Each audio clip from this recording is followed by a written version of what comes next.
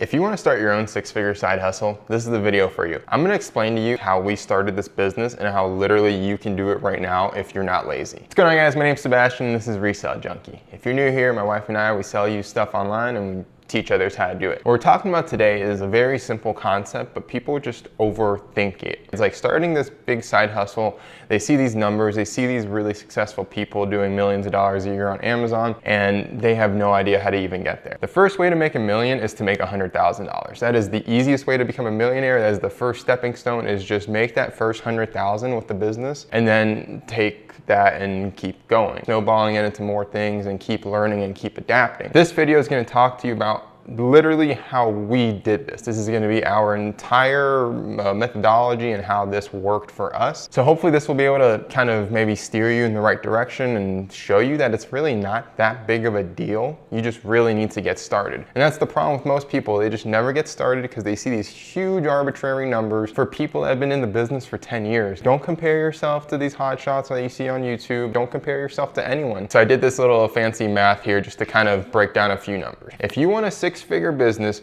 you need to sell $273 worth of stuff a day with a $25 average selling price, and you need to sell 4,000 of those items a year, which breaks down to 11 items a day. And it seems like a lot. It really, really does seem like a lot. And to someone that's never sold online, that may be astronomical, but it's really not, guys. Like, once you get to a certain level with eBay or any marketplace you're selling on and you have 5 to 1,000 listings, selling 11 items a day is not that big of a deal. In fact, it's quite easy, especially if you're doing something like clothing or small little commodity items that people are buying perpetually. You're gonna hit that number so fast. And if you do bigger items like stations or computers or anything that's more valuable than that $25 average selling price, you can do way less in sales, but still maintain that number. It's more realistic to find 4,000 $25 items than it is to find 2,000 $50 items. You know what I'm saying? Like, it's just a lot harder to find higher value items than it is to find cheaper items. So if you go with that theory and you go with volume over just value,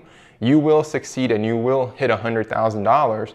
But everyone wants like these home runs. They want these $1,000 sales. They want these $500 days. They don't think about how to actually get to that point. And to get to that point, you have to stack a bunch of inventory on top of each other. Some stores, they have huge sell-through rates, but they also sell really specific niche product. Maybe cards, maybe specific video games. Like, those sellers are so highly niched down that they have this market, they have this community around them. But if you don't have that, if you're just a normal everyday reseller, you don't have one specific niche, most likely you're gonna have to play the volume game because you will not get that kind of value because you don't have a following or you don't have clout in that industry. People aren't seeking you out to buy that card from you. They just wanna buy a used t-shirt. They don't care who they buy it from. And that's something that people seem to forget. Again, like, they want huge wins and then they go to thrift stores and they say there's nothing in thrift stores, yet my business bases itself off like $18 to $25 sales and we do 100 grand a year. So saying that there's nothing in thrift stores just means that you don't know about thrift shopping. I'm sorry, but that's the truth. It starts with you, it starts with your knowledge, and it starts with what business model you actually want. If all you want to do is sell $1,000 Xboxes, that's fantastic, that's great, but I really hope you have a great sourcing opportunity, or else you're gonna fail. You're gonna find one Xbox a year and that's gonna be it. So if that's your business model, great. I really hope you have a great connection, but this is for normal people that actually want a sustainable and steady business. Overnight success is not what we're talking about. I don't want you to have just 6 months and make 20 grand on eBay.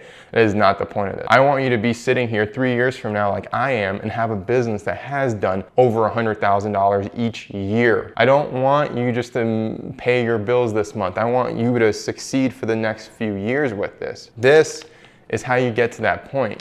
You don't get to that point with eBay or any other marketplace by having 10 items up for sale at once. You need to get to over 500 listings and pretty quickly if you do want to make 6 figures. We did 6 figures our first year because I hated my job. I would have done anything else than work my corporate sales job. So that's why in 6 months, I had the blueprint to a six-figure business. That leads me into saying, like, you need to understand what your why is and why you're even starting a side hustle, or why you're even going to like try to start a business. Like, why are you doing it? What is the intention? Is the intention to get rich? Is the intention to help people? Or is the intention to maybe quit your job? Not everyone wants to quit their job. Some people love their job. I don't understand that. I hate working for people. I hate the system. I hate the corporate world. I hate arbitrary rules. So working doesn't work for me, right? Like, I literally cannot work for people. I have a huge issue with it. It sounds crazy to say, but I'm an entrepreneur. I need to be able to do whatever I want all day. I need to be able to pivot.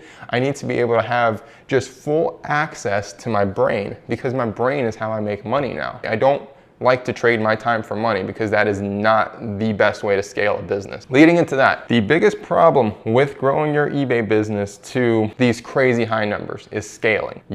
If you're the sole person that thrifts, right, in your family, I'm the sole one that thrifts. Cheyenne does not know anything about thrifting. She helps where she can, but she is not a thrifter whatsoever. So I am doing 110% of the thrifting and the sourcing and pretty much all of that stuff. That leads into a big issue. If you're the only one that can find stuff, if you're the only one that knows what is actually desirable, that is gonna be a big problem, and that is gonna slow down your growth. If 3 years ago Cheyenne would have learned about thrifting and all this stuff, we would be probably further ahead, and we probably could do 200 grand a year. But it's not her interest, and I'm not gonna force that into her, because it's not something that you can teach to someone, right? It's just something that someone has or they don't have. You need to understand what your relationship is like with your spouse, with your partner, whatever the relationship is in your life. You need to be clear cut and understand that if you don't have help, it will be a lot harder to get to this point. I didn't have help, but I had a huge amount of motivation, and it was my crappy job. So you need to use whatever motivation is in your life, whatever's making you angry, depressed, whatever ruins your day. Use that as motivation to fuel your fire. Selling on eBay the past few years has created some of the lowest points in my life. I'm not even gonna lie. Some of the financial turmoil we've gotten into, some of the arguments Cheyenne and I have gotten into just over stupid, petty stuff, but it's because we didn't have a process, we didn't have a system in place in the beginning, and literally we just had death piles. I mean, I would work in this dark, dungeony room, I would look around me, and there was just piles of crap just sitting in bags for like over a month. And I was so overwhelmed, I didn't even know where to start. That was all because I didn't think through the process. I was just buying, but then I wasn't listing. I wasn't doing the back end stuff that needed to be done. So that stuff, guys, that is so much more important than you actually sourcing stuff. If you're great at thrift shopping, that's fantastic. I don't care. That doesn't help you. It doesn't help you whatsoever. If you fail at the process and you're lazy when you actually buy stuff, you will have a huge issue like we did. It took us a long time to get this down, to get this kind of flow, to go buy something and list it the same day and just keep going and perpetually just keep growing. It takes a long time to figure out that routine. And these YouTubers that make it seem like, oh, it's so easy to resell and to do this and you're gonna be a millionaire overnight, like, that's nonsense.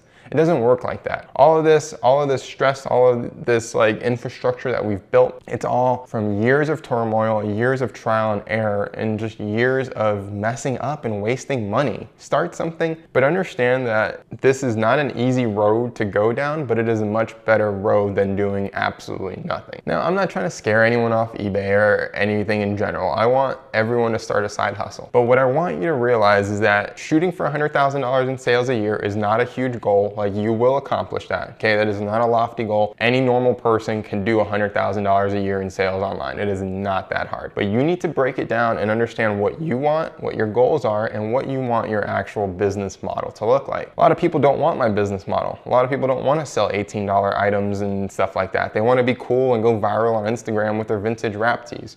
That's great for you, but it's not sustainable. I'm sorry, it's not, okay? Unless you have some amazing connection, great for you.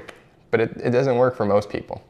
What we're saying here, this works for most people. You can literally go to any thrift store in the world and find just basic, normal, everyday commodity goods that people buy every single day. The inventory you buy doesn't have to be special, but you do need to find about 3,000 to 4,000 items a year to resell online to hit $100,000. So guys, I know this was maybe a little bit longer than 5 minutes like I promised in the intro. I kind of went off on a little tangent here, but I'm really passionate about just making it seem normal for people. People don't think making money online from home is normal. They think it's like a scam or wishy-washy. And I get it. People have been told that like surveys and all these things are like ways to make money online, and it's not. This is a real legitimate way to make money online with a real legitimate purpose. This isn't some survey you could do once a month and maybe make 10 cents. This is a legitimate business that if you dedicate yourself, you can change your life by next week, but most people won't. Most people are too lazy. Most people just sit here watching YouTube and they never do anything. So if you do want a $100,000 business, that's my #1 tip, is just do something and don't be lazy. That's it. There's no other secret. You'll learn everything else eventually, but you need to get started and just pull that plug, pull that Band-Aid off and just go do something. Stop watching thrift haul videos, stop researching, stop thinking that everyone's a scammer online. Just go make some money. It's that simple. So that was fun. If you guys enjoyed it, make sure you hit that like button, and then also if you want more money making tips like this, hit that subscribe button, because this is all we really talk about. If you guys want our free reselling course, reselljunkie.com, you can check that out there. Until next time, I'm Sebastian. Cheers.